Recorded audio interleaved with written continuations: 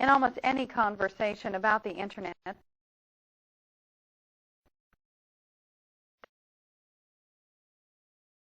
the term surfing will come up.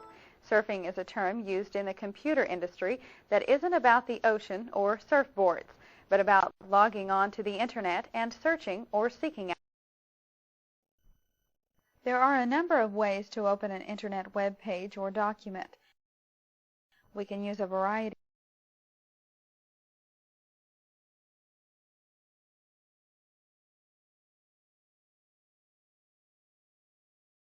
of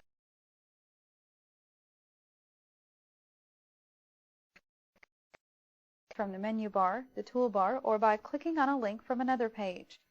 We'll begin this section by learning several ways to open pages and browse the web. Some of the methods we'll demonstrate can save us time by allowing us to access web pages more quickly. First, let's open a web page document by using the Open command. We'll select the File menu, then choose Open. The Open dialog box appears and we'll enter the Internet address of the website we want to visit. Let's type http://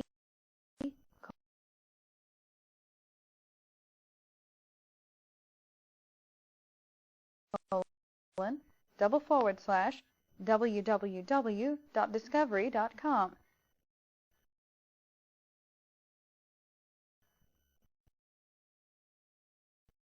Notice the Open as web folder option that's displayed here. This option can be used if we're accessing web. We'll keep this option deselected, then press Enter. The dialog box disappears and Internet Explorer travels the Internet highway to the Discovery Online website and begins loading the page. Websites can change or be taken away at any time. If you have difficulty finding a site, try using a search engine to find the site. Or with a very long address, it's often easy to find the site by narrowing the address. Since this page contains quite a bit of graphics, it may take a few moments to open. However, we can turn off the graphics so web pages will load faster. To demonstrate how this works, we'll open the Tools menu and select Internet Options. Inside the Internet Options dialog box, let's click on the Advanced tab. Now we'll scroll the list of options until we see the Multimedia section. These options allow us to view the web pages that contain pictures, animations, videos, or even sounds. We'll click on the box for Show Pictures to disable this option. We'll leave the other settings checked and click on OK to close the box. This time the page loads without the pictures. In place of the graphics, we now see text in these spaces.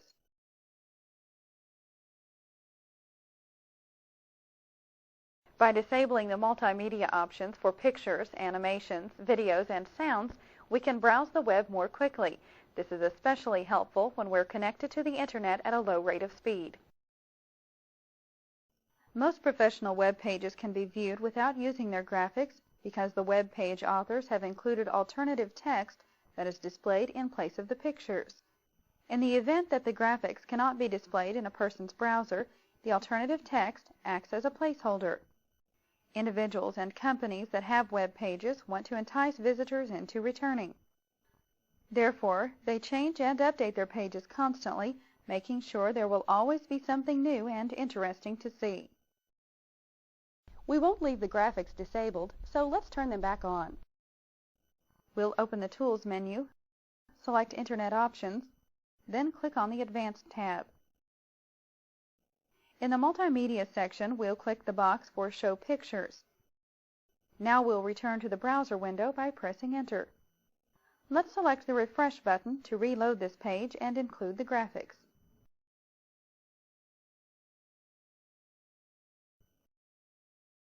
Instead of typing an Internet address, we can also browse the web by clicking on hyperlinks. This page contains many examples of hyperlinks. Let's scroll down the page or use the Page Down button on our keyboard so we can view the section that's entitled Our Other Sites. When a web page contains a hyperlink made from text, it is sometimes displayed with bold blue text, or the words are underlined. As we place our cursor over the underlined words in this section, our cursor changes to a pointing hand to identify these items as hyperlinks. Now let's move our cursor over a few of the pictures on this page. As we can see, many of the graphics are also formatted as hyperlinks. We know this because our cursor changes to the same pointing hand. Whether a hyperlink is text or graphics, it basically does the same thing. A hyperlink can take us to a different area on the same web page, to another page within the same website, or to an entirely different website. Let's click on the Adventure Travel hyperlink in the Our Other Sites section to see where it takes us.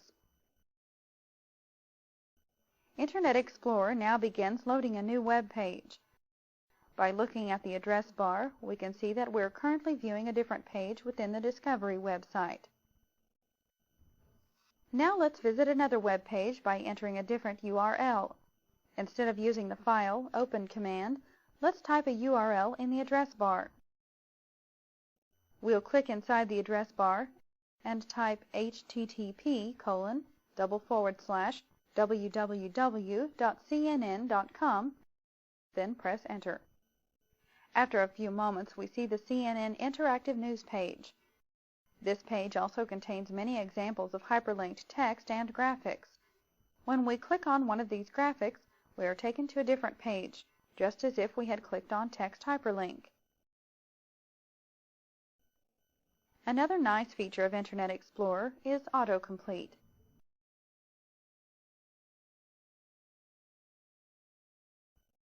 Let's see how the autocomplete feature works. We'll click inside the address line and begin typing http://www.disc.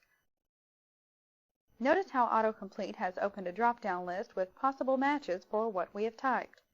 From the list of suggestions, we'll select discovery.com.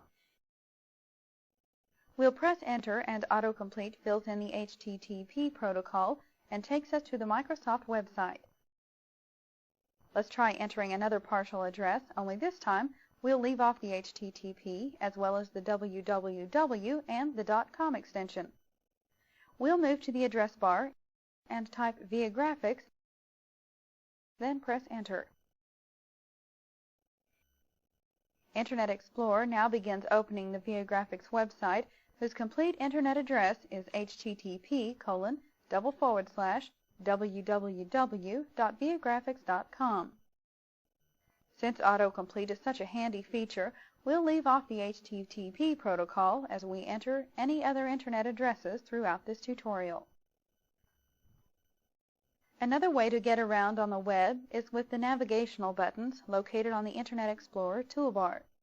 To go to a previous location, we can simply click on the back button in Toolbar.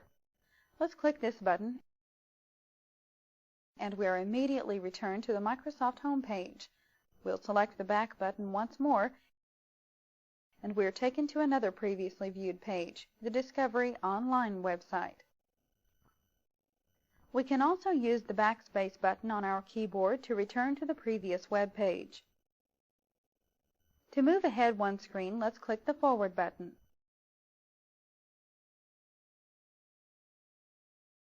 Now let's click on the home button in the toolbar.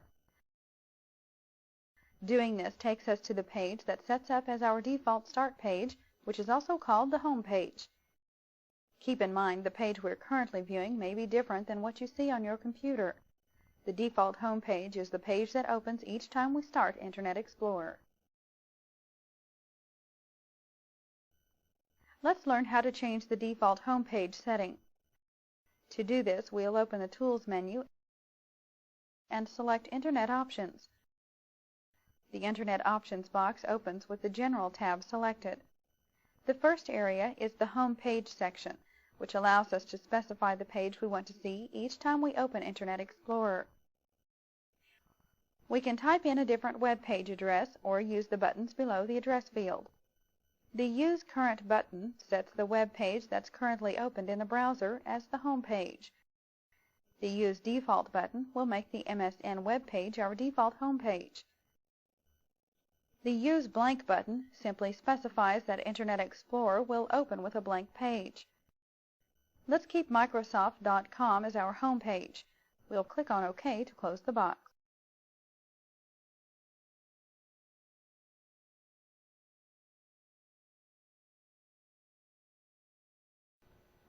Now let's discuss another feature that allows us to quickly access web pages.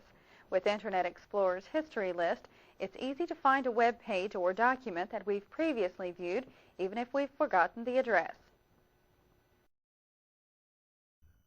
Internet Explorer remembers where we have been and records the addresses in the history. Let's click on the History button in the toolbar to view this feature. The browser window is split into two parts, and the current web page is moved to the right side of the screen. The left side of the window now displays the Explorer bar. The Explorer bar currently contains history information and allows us to look through these links. Let's click on the Discovery folder to see the pages we previously visited from this website. Now we'll click on Discovery Channel Adventures, and the page for this link begins to load.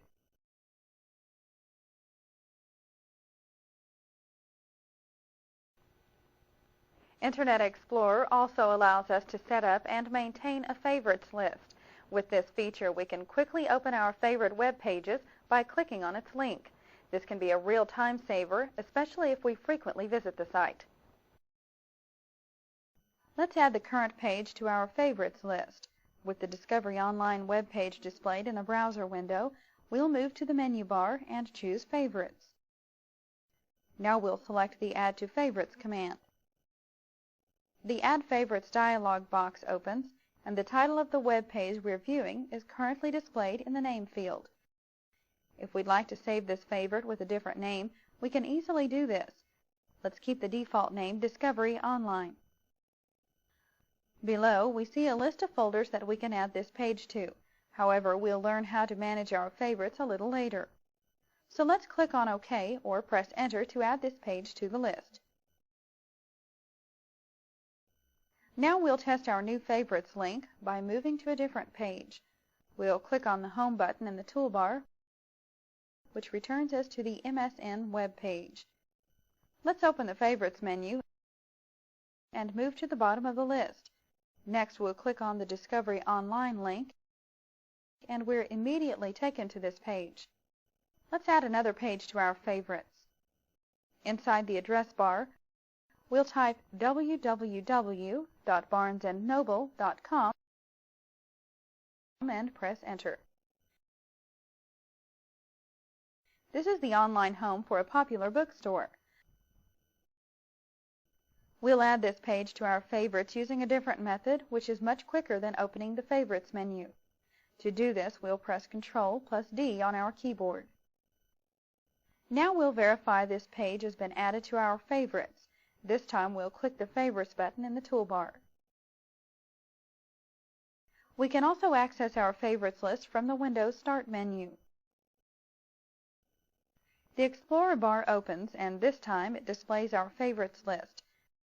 Here we can see the link to the Barnes & Noble website we just added. After a while, our favorites list can become quite full. Let's leave the Explorer bar open so we can learn how to organize our favorites.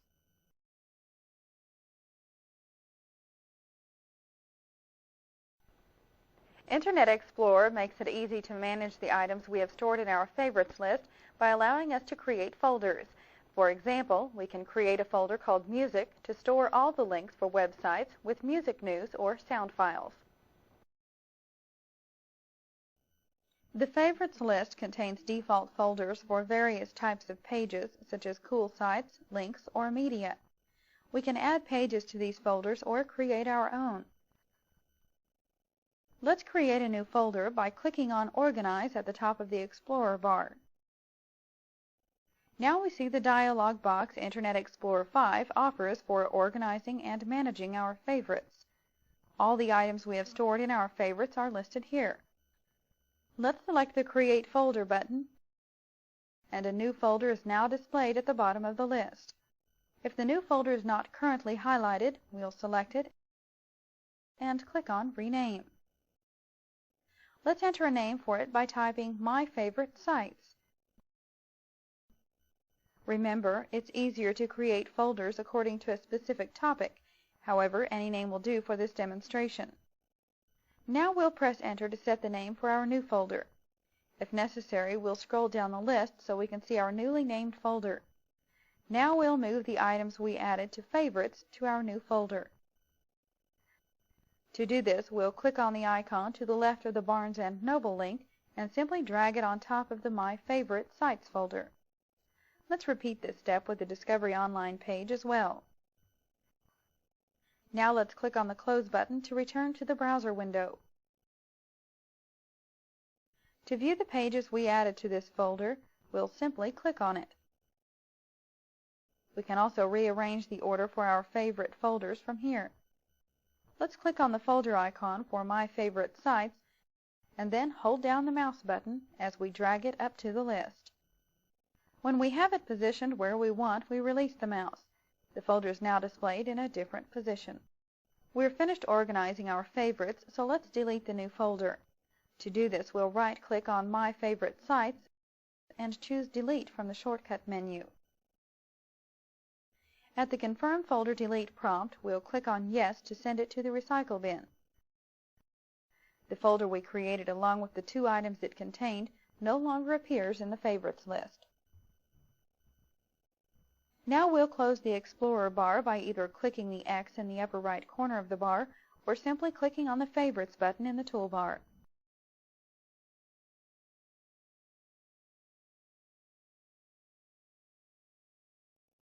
So far, we've learned how to access web pages using various methods. However, what if we want to find something and don't know the address? Luckily, there are several types of search engines or search pages on the Internet to help us find what we're looking for. For this exercise, we'll learn how to search the web using Internet Explorer. Let's begin by selecting the Search button in the toolbar.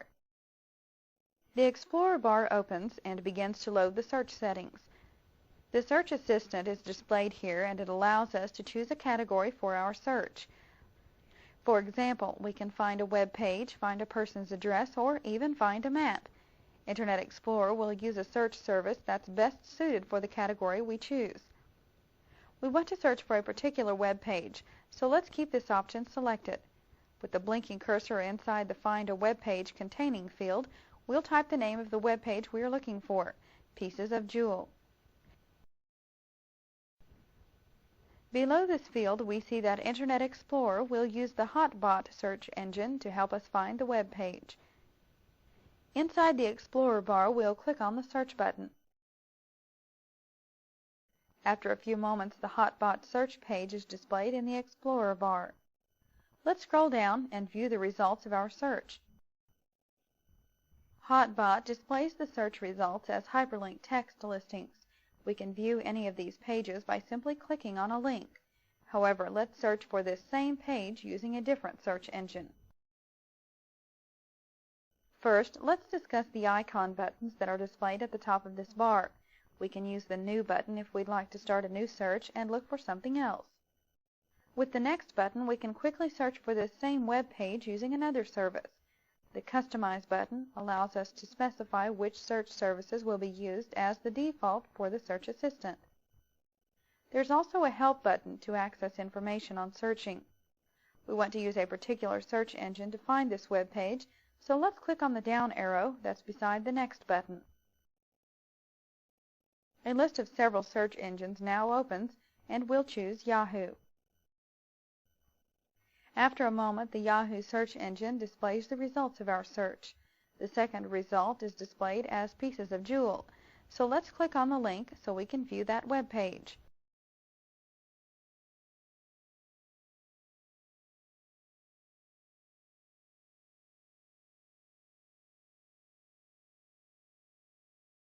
Instead of searching for a particular web page, let's search by topic.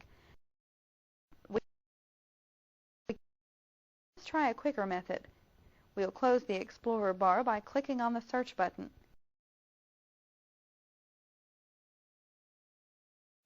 Internet Explorer's Auto Search feature is a quick way to locate information. To demonstrate, let's move to the address bar and delete the current URL. We want to search for information about skydiving, so we'll type the words "Go skydiving" in the address bar. Keep in mind we can also use the word "find" or type a question mark in front of our topic. Now we'll click the Go button to begin the search. Internet Explorer uses the Yahoo search service to find pages about skydiving and displays a list of links for this topic. Instead of using the search button, we can also use the search engine that's provided on the MSN homepage.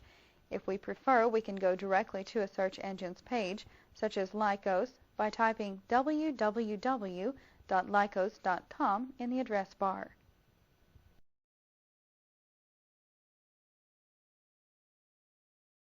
As we can see, it's easy to search the web and find information on virtually any topic. Remember, anytime we need to search for a topic, just click the search button or simply use the auto search feature. Occasionally, we'll find a web page that we want to print or save so we can refer to it later. This is often helpful if we're using the internet for research and we find a website with information that can be useful to us. The browser window currently displays the search results for the topic of skydiving. We'll use this page to demonstrate how to print a web page. Let's open the File menu and choose Print. The Print dialog box opens and we'll verify our default printer is shown in the name field. Now we'll also confirm that the print range is set for all and the number of copies set at 1. In the Print Frames area, we can use these settings to specify how we want to print the various parts of a page. Since the page we're printing does not contain frames, these settings are not activated. Now let's click on the OK button or simply press Enter to begin the printing. Now let's learn how to save a web page on our hard drive. First, we'll return to the Pieces of Jewel web page by selecting the Back button.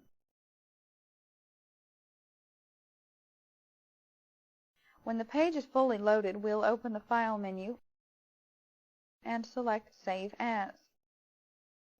Inside the Save Web Page dialog box, we'll click the down arrow next to the Save In line. We want to save this page in the Viagrafix Learning folder, so we'll locate it on our hard drive and open it.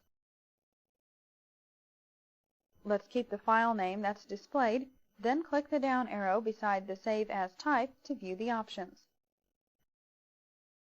The page can be saved in the HTML format as a text file or in a web archive format. The Web Page Complete option is a new feature of Internet Explorer 5. This option saves the files that are needed to display this page, such as the text, graphics, or frames. The Web Archive File Type option is like saving a snapshot of the entire page.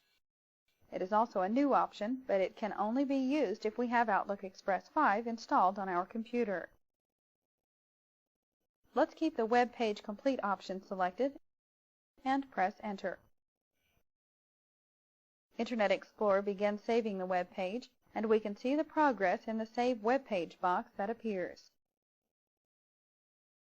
If we find an image on a web page we like, we can save it or even use it as wallpaper on our desktop. We can do this by right-clicking the picture, then choosing either the Save Picture option or Set as Wallpaper. If we want to save just a paragraph or two of text, we simply click and drag the mouse to highlight the text we want. First, let's open a page that has a little more text. On the left side of this page, let's click on News. Once the new page is opened, we'll highlight some of the regular text. Next, we'll right-click the mouse and choose Print. The Print dialog box opens. Now we'll select the OK button or press Enter.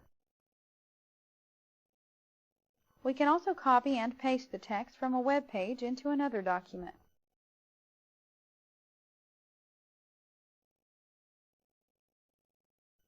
With the text still highlighted, we'll right-click the mouse and choose Copy.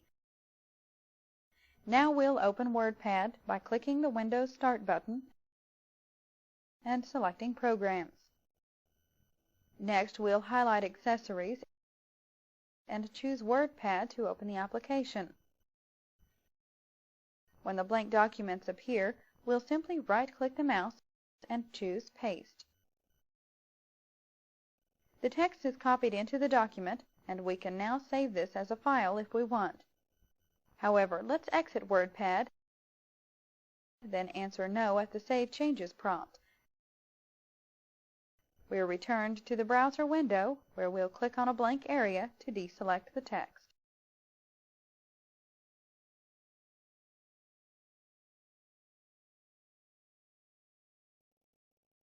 Let's review what we've covered in this chapter. First, we learned how to load web pages more quickly by disabling the graphics. We also explained how web page creators use alternative text. We viewed examples of hyperlinks and used them to go to other web pages. We demonstrated the autocomplete feature and showed how it allows us to quickly enter Internet addresses. We used Internet Explorer's navigation buttons to view other pages and change the default home page setting. Next, we used the history list and the favorites list. Then we showed how to search for information using the Explorer bar as well as the auto search feature. Finally, we printed and saved a web page, then learned how to paste copied information from a web page into another document.